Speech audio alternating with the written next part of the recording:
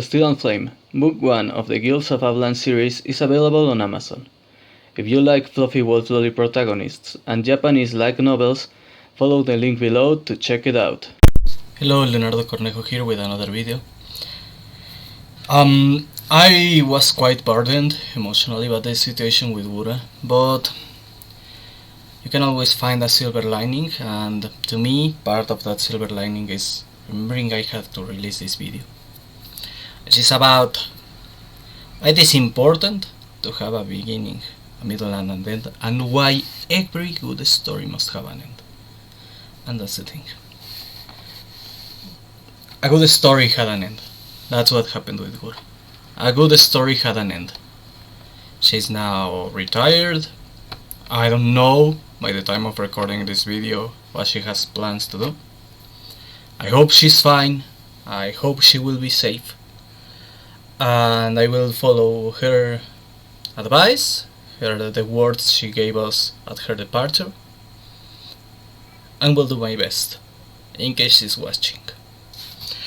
The thing is, it was the end of a story, and the end of a story is important. You need to give stories an end, and that's a problem with many franchises, not stories, franchises, which refuse to give the stories an end. You need to give the stories an end. You need to decide how the story will start, the crucial points through it, and how it will end, and stick to keeping the story according to that plan as much as possible. Otherwise you end up with really bad situations. There are many circumstances you can end up with when making a story without an end in mind.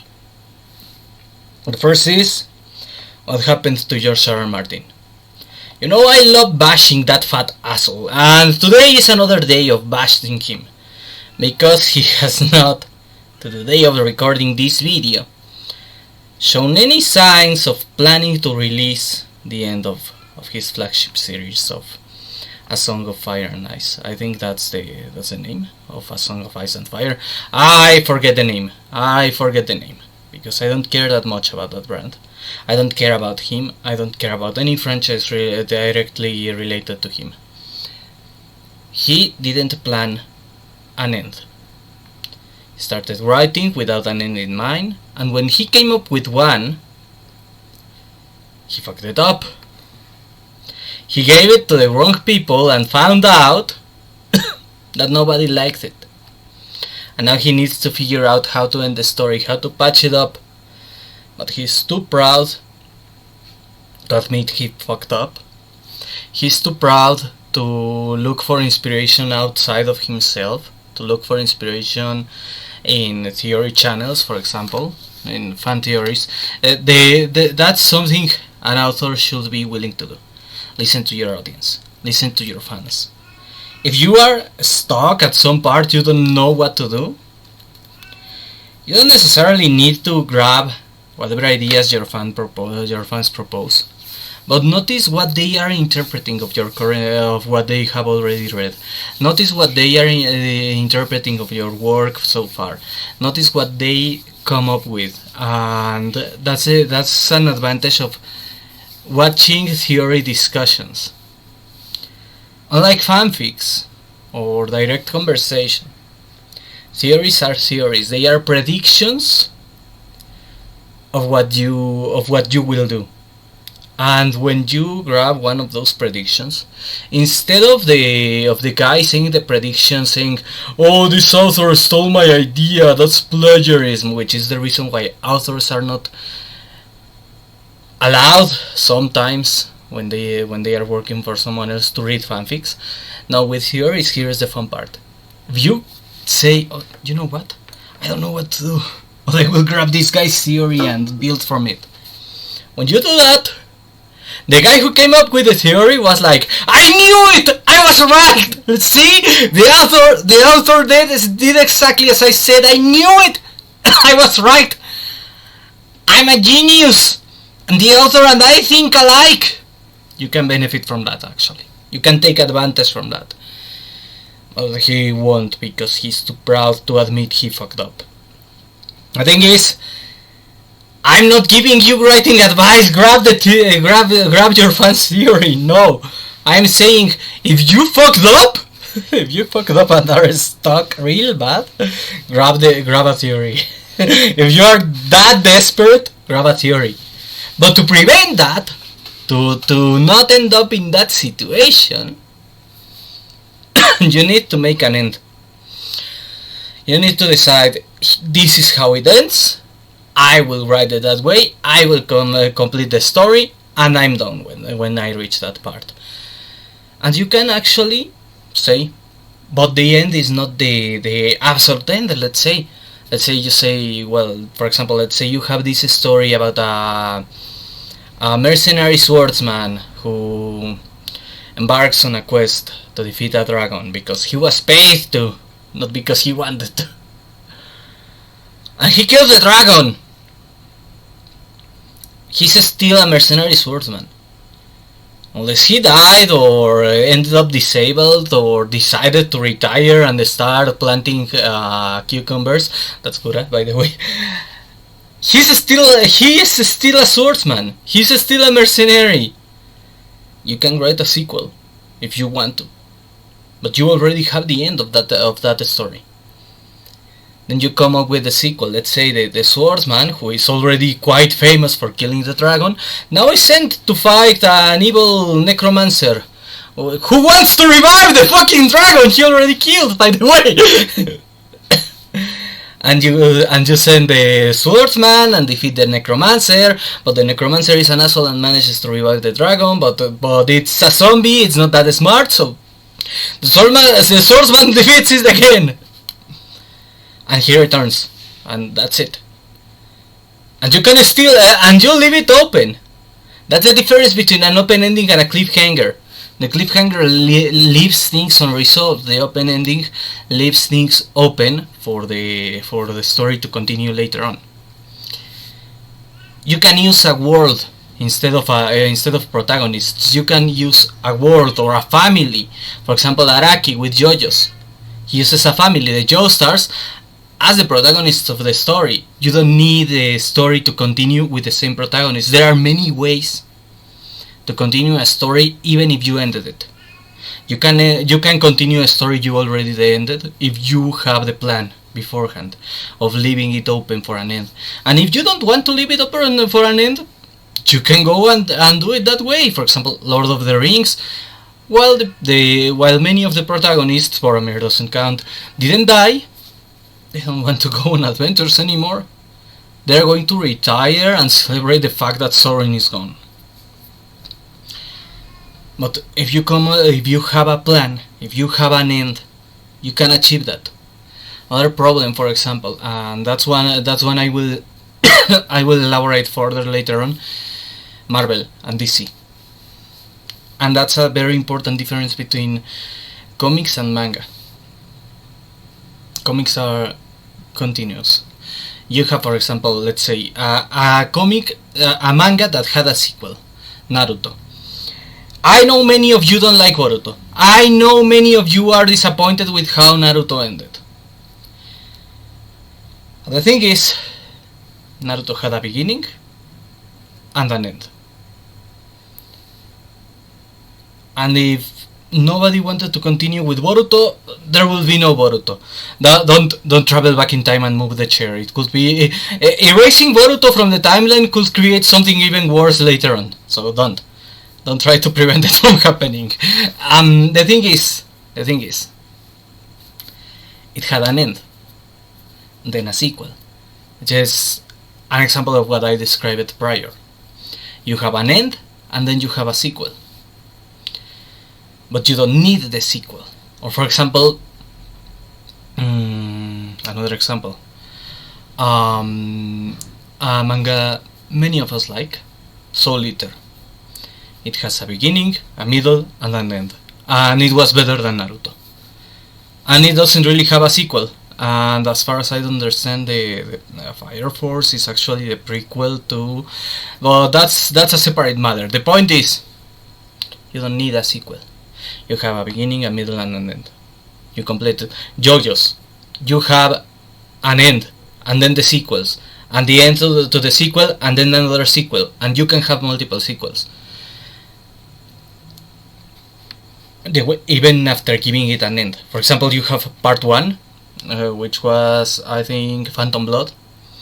It ends with the defeat of Dio, and Jonathan dies on the ship and all that. And if you just start complaining about it being a spoiler, you are 20 years too young to complain about anything, because sincerely, it has been around since the 80s. You don't have the right to complain about something that has been around for that long. You missed out on purpose. It's your fault. You can only complain about the spoilers pertaining to Steel Ball Run and later. Anything else, it's your fault that you missed out. Fuck you. The thing is, you have that part ends with the defeat of Dio, and the end and the death of Jonathan Joestar. And then you have Battle Tendency, and you have as protagonist you have Joseph Joestar, who is the grandson of Jonathan. And you have these new villains, the Pillar Men, and it's an entirely different story. And then you have the defeat of the Pillar Men and the return of Dio, which is basically which connects to part 3, which is Stardust Crusaders. And now you again don't have the same protagonist. Now it's Yotaro. Joseph takes a secondary position to Yotaro, and you can continue the story like that for literally an eternity. You have these sequels, but you have an end before that. In comics, on the other hand, you have this comic which has this beginning, end, and then God knows what's going on. You don't have an end. You don't have exactly where to start. And when you do, it's still confusing. It's still bothersome. And even worse, when the story ends, the story doesn't end. And that means you need to swap writers, and that means you don't give it a break. At all. You don't give it a break. And you continue it, and you continue it, and the quality starts going down. That's another example of, for example, television shows. The Simpsons, South Park, all these syndicated television shows. They go for as long as you renew seasons, and some will try to even do emotional blackmail to get a new season, like Teen Titans.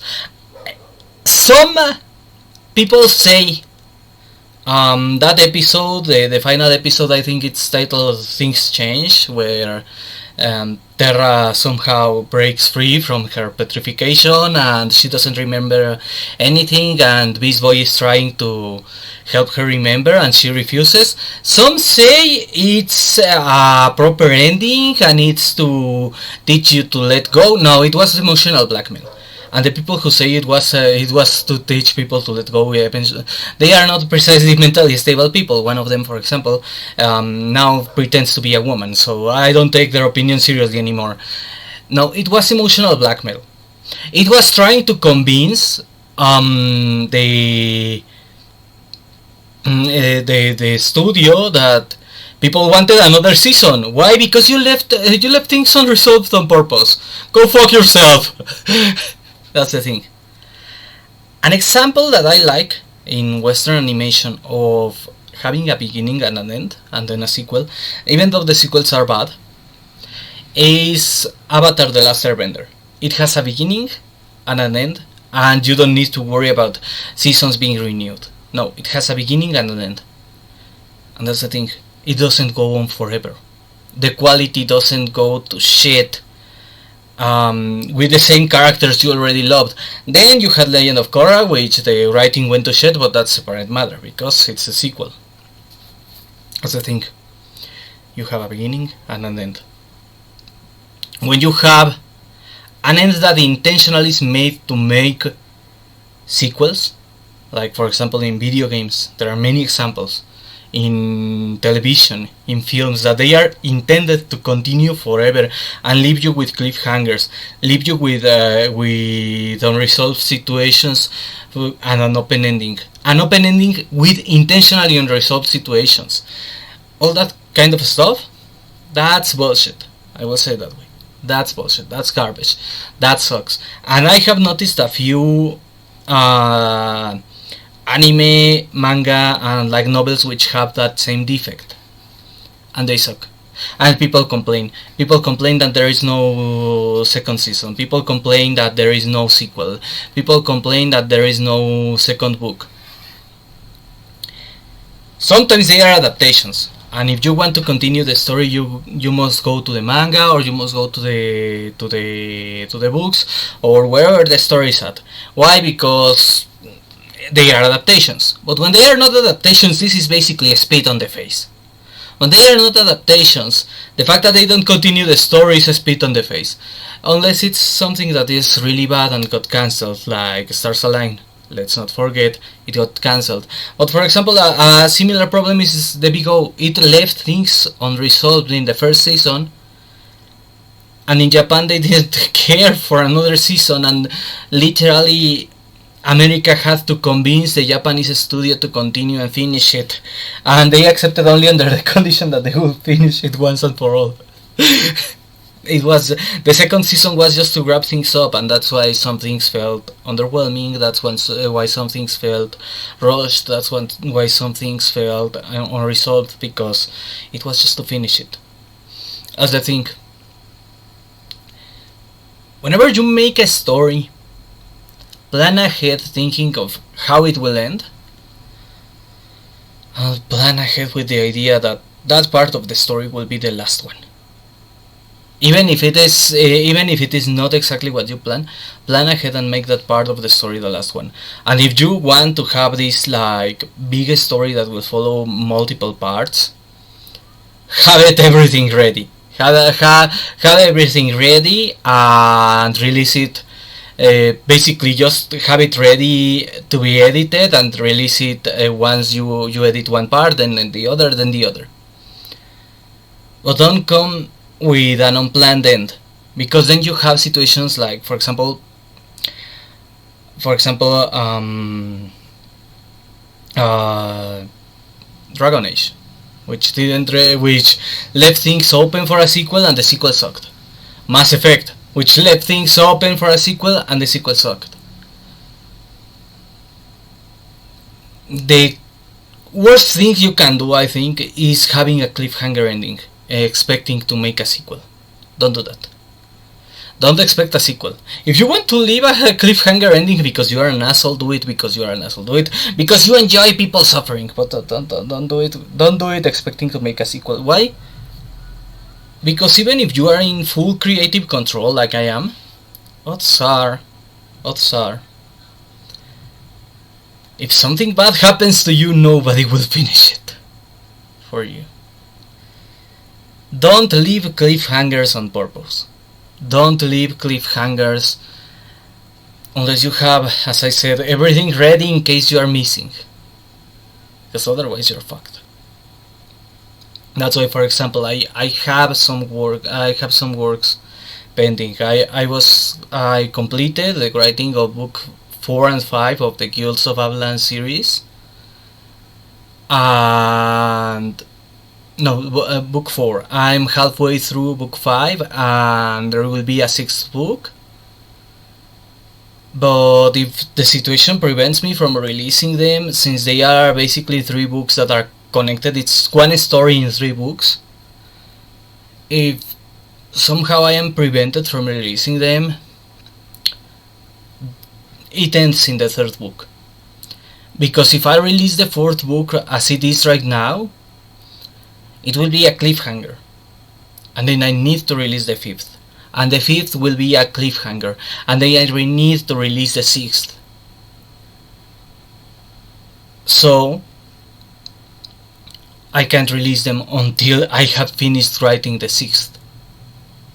Even if I can't edit the 5th and the 6th, someone else could. But I can't release them until I can't start releasing until I finish the 6th. Then I can start editing. Because of reasons, I stopped writing the 5th and focused on another project, while I recover from the reasons that prevented me from continuing it. Once I can continue it, I will complete it. I will make it a focus after I'm done with other projects, and then that's it. I release the 4th. I hope with more money for a good cover. But the thing is, you need to be mentally prepared to find yourself in this situation where your story might not have an end if you don't end it already. If you don't plan an end, you need to plan ahead in that regard. You need to plan an end. Even if things change a bit, if you have a plan for an end, you can readjust according to whatever changed in the writing process. If it is a new character, if it is a new location, you can adjust things. But if you start leaving space for sequel after sequel after sequel, eventually you won't be around to create. And if you work for a company, eventually they will replace you with an asshole who probably doesn't care about your project and will make it shit. That's exactly the problem with many stories. And for example, another example of you need to have an end is Half-Life. We have been waiting for the 3rd Half-Life for an eternity, and it won't come. I think many of us have realized it won't come. It won't happen. There will be no Half-Life 3. But people are still waiting. Why? Because there was a cliffhanger. If you don't finish your story, if you under any circumstance leave a cliffhanger, leave things too open, you might end up having no way to complete the story. For example, the story of the original Prey, not the one with the shadow things, no, the original Prey, ends with the protagonist going and basically embarking on a new space adventure. Some people expected a second game. I think it ended kinda fine. I mean, you have the protagonist going on a new adventure, but you don't have unresolved matters from the previous one. Well, I think that's a bad way to end the story. Leaving things too open for a sequel is worse than closing without signs of a sequel and then throwing a sequel out of nowhere.